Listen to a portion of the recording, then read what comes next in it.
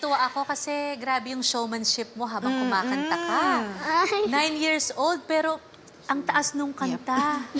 Hindi man ganun kapulido, pero alam ko at nararamdaman ko na ginagawa mo talaga yung best mo para magawa mo ng tama eh. Maganda yung performance mo. Pwede pang mas maganda, lalong-lalo na sa ganyang klaseng excitement. Pwede pa natin pagandahin yun. Alam mo, ang cute-cute mo. Sobra. Thank you po. You're so pretty. Tapos gusto ko yung personality mo. You're so bubbly.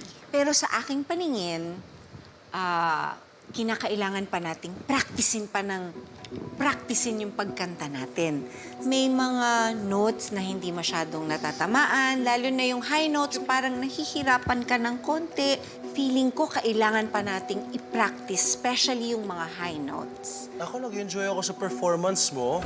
Kailangan mo pa ng mas marami pang practice para mas gumaling ka pa. I think we should vote. Shall we vote? Yes. Yeah? Yes. It's a yes for me. Yay! For now, I will say no. Rihanna, napasaya mo ako ngayon. So, yes ako! Meron kang 2 yes, tsaka 1 no. Kailangan mo ng 3 yes para makapunta sa susunod na round. Ang Tito Gary mo ay magno-no. Pero yung no, ibig sabihin, gagalingan ko pa to. Hanggang dumating ako sa punto na makakarinig ako ng yes. Okay. So, tandaan mo lahat ng mga sinabi namin, ha? Thank you, Thank you so Rihanna. much. Thank you po. Dika, hatid ka namin sa Quezon Sige. Province. Malayo ba yun galing dito? Hindi ko po alam. Di ko rin alam. Figure out natin. Sabi mo, thank you po. Thank you po. Bye-bye. Rihanna!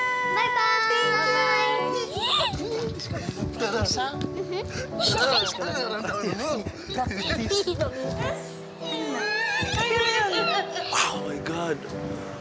She's a ball of beautiful joy. energy and joy and sunshine. Grabe, ang saya niya lang sa buhay. May gift kami para sa iyo, para maalala mo itong buong experience na to. Para sa'yo.